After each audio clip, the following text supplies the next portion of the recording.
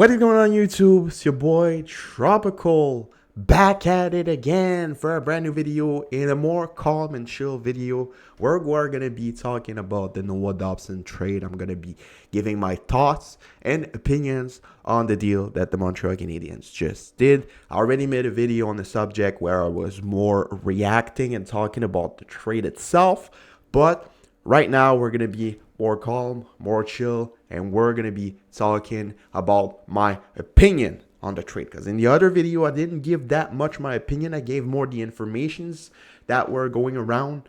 I got the info this morning by a source that said that the deal was done between the Habs and the Islanders, but that the contract extension was not signed.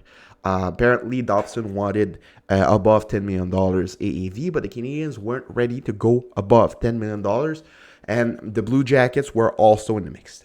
Last night, the Blues were in the mix as well, but they got declined because Dobson wanted to stay in the Eastern Conference. So it was between the Habs and the Blue Jackets. The Blue Jackets were ready to give more money, allegedly, to Noah Dobson, more around $10.5 to $11 million AAV. But Dobson had the Habs higher on his list as he prioritized them over the Blue Jackets. So that's what happened. The return, we already know what it is. It's a solid return for the Islanders, but it doesn't affect the Habs long term, in my opinion, as it is the 2 first-round picks that they had for tonight's draft in 2025, the pick of the Calgary Flames and their own pick as well. So they got the pick from the Flames for completely nothing, as it was for taking on Sean Monahan. They also flipped Sean Monahan after that for a first-round pick that became Michael Hage.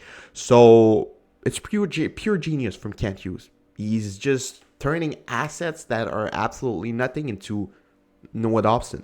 I mean, that's crazy. It basically only costed them Eamon Leineman and a first-round pick, because the first-round pick they got from the Flames, they got it for free. So it's crazy. And in the position that the Habs are in right now, they're not in a position where they can try and draft players in the mid-first round and try to wait and develop them. So it was more useful for them to try and trade those picks for a guy that didn't have an impact for a really, really long time for the Habs. He signed for 8 years, like I said, and he is only 25 years old. He's still really, really young. He's going to get into his prime.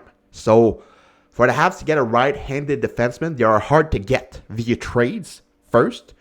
Right defensemen of his caliber, because for me, Noah Dobson is a first-pairing right-handed defenseman, is crazy. It's crazy. And for that cheap of a price as well, because for me, it's a cheap price. They didn't get rid of any of their top prospects, which is crazy. I 100% expected last night that either Michael Hage, David Reinbacher, or Logan Mailloux was going to be a part of this deal, and it's not the case.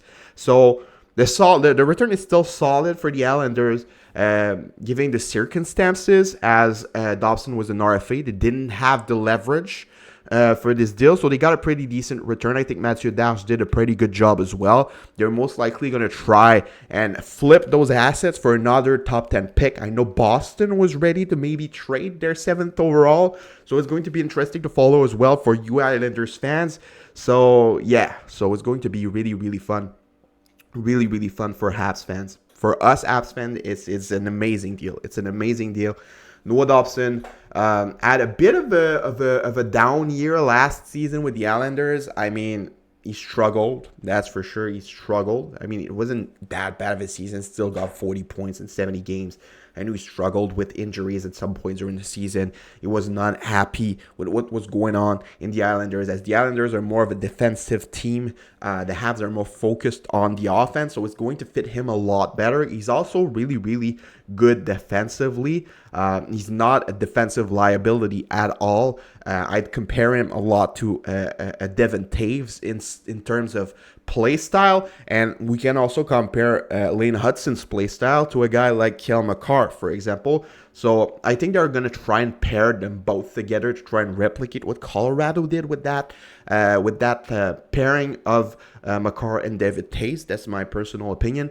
We could also see a pairing of Goulet and Carrier, as we saw it work pretty well last year. And we could also see Reinbacher make the jump, Mailloux make the jump on the right-hand sides of defense with a guy like Matheson if he stays. And if he gets traded, we could still use a guy like Jacky to play with Reinbacher. So the Habs defense is going to be solid. If you compare it to what it was last year on the same date, the progress is absolutely amazing.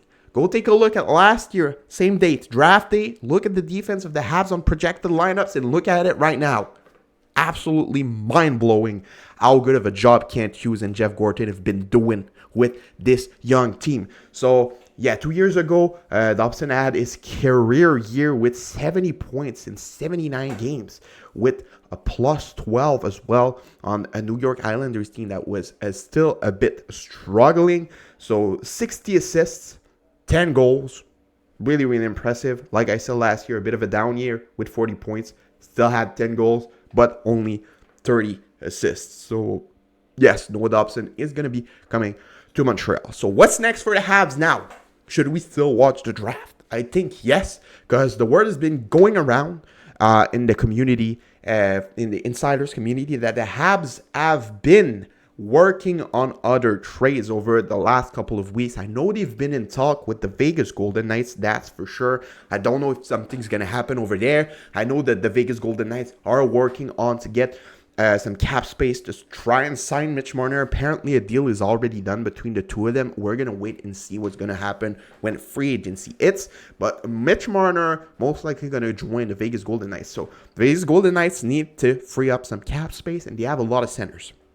So it's going to be interesting to watch as well.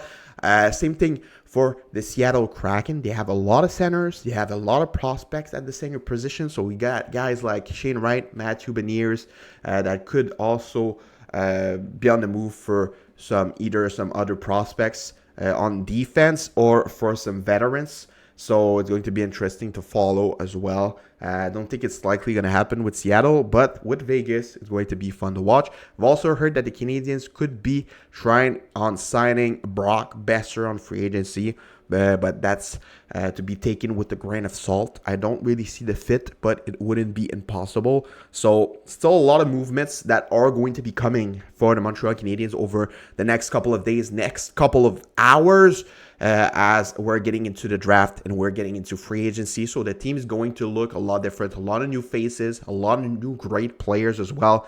They want to get a top six forward to play with Demidov on that second line. They are also working on an extension for Patrick Laine. So Patrick Laine is a part of the future for the Montreal Canadiens. They want him in. They want to get his scoring touch.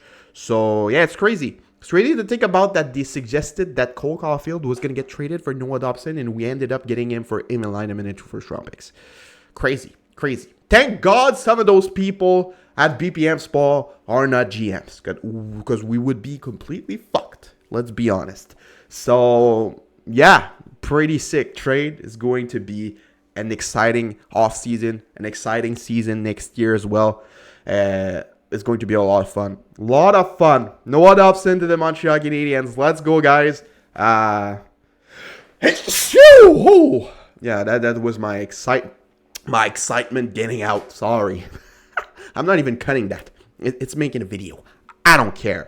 So, yeah, let me know what you guys think about this in the comments below. That's my opinion on the deal. Great deal for the Canadiens. I know a lot of people were like, oh, they overpaid 9.5. The salary cap is going to go up. Lane Hudson's going to get more than that. And the 2 first-round picks, they would have never, ever have became a guy like Noah Dobson. So it's a win. It's a win for both teams, and it's going to be even better for the Islanders if they are able to get James Higgins out of this, if they flip these assets for another top 10 pick. So, yeah, it's a win-win trade for me, judging the circumstances. The Islanders were a bit in a sticky situation as they didn't have leverage, like I said, on this deal. I think they did a pretty good job judging by the circumstances. They could have probably have gotten a better return if they waited. But if their objective is to get another top 10 pick, they were like kind of in a hurry, as the draft is tonight. The first round is tonight. So yeah, let me know what you guys all think about this in the comments. Are you hyped for Noah Dobson? Are you happy? Let me know your thoughts. Leave a like as well. Coming back right now, I don't know what's going on. I kind of went with the flow. I was like, oh shit, something's going on. Let me make a video. So if you're hyped to this and if you want to see more, leave a like. Let's try and get 100 likes in this video. I don't know if it's possible. I don't even know if people are going to watch this. But yeah, it's been your boy Tropical. Subscribe, leave a like, leave a comment, share, do anything as you want. And I'll see y'all later maybe for another video. I don't know, maybe today. Maybe another trade is coming today. Maybe the Habs are going to do something at the draft. We don't know. So yeah, have a nice rest of your day. Hope for a second line center. And we're getting the cup next year. Bye-bye.